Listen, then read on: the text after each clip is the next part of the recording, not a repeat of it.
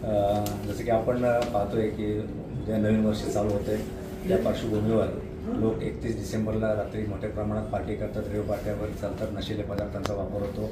या पार्श्वभूमीवर ठाण्याचे पोलीस आयुक्त डोंगरे साहेब यांनी प्रत्येक पोलीस स्टेशनला आदेश दिलेत की त्यांनी जास्तीत जास्त कन्झम्पशनच्या केसेस आणि ह्या नार्कोटिक्सच्या केसेस करायचे आहेत। त्यानुसार मुंब्रा पोलीस स्टेशनचे API सुरवाडे त्यांची टीम, त्यामध्ये पोलीस हवालदार बनणे व इतर लोक यांनी त्याप्रमाणे कारवाई चालू केली असता त्यांना माहिती मिळाली की मुंब्रा बायपासजवळ भोगतेजवळ मुंब्रादेवी गेटजवळ एक इसम कोरेक्स ह्या अंमली पदार्थाच्या बाटल्या, औषधाच्या बाटल्या ज्या बॅन आहेत त्या विकायला येणार आहेत। त्यापासून त्यांनी त्या ठिकाणी ट्रॅप लावला असता 30 तारखेला पहाटे 3 वाजता म्हणजे काल पहाटे 3 वाजता एक संशयास्पद इसम मिळून आला, ज्याचं नाव आहे सकलेन अन्सारी वय।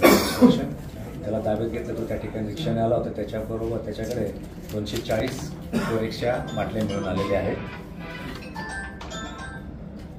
आणि त्याला ताब्यात घेऊन त्याला अटक करून पुढील कारवाई चालू आहे।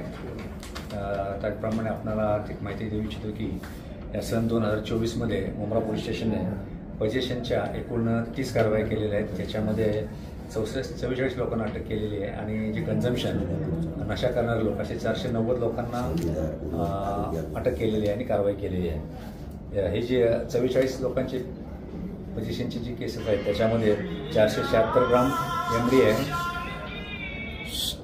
MDMA 476 ग्राम आहे, 1241 ग्राम MD आहे, 1 किलो 362 ग्राम चरस, 66 किलो गांजा आणि सिरपच्या बाटल्या 1019, असं साधारण 1,59,00,000 माल मुंब्रा पोलीस स्टेशनने यावर्षी हस्तगत वर्षभराची काम सर। ते सकलेन अन्सारी त्याचे साथीदार कोण आहेत आणि काय पुढची कारवाई असणार आहे? तुमचे साथीदार वगैरे आम्ही आता डिस्क्लोज करू शकत नाही, कारण हे जर पब्लिकमध्ये गेलं तर आमच्या तपासामध्ये अडथळे येऊ शकतात।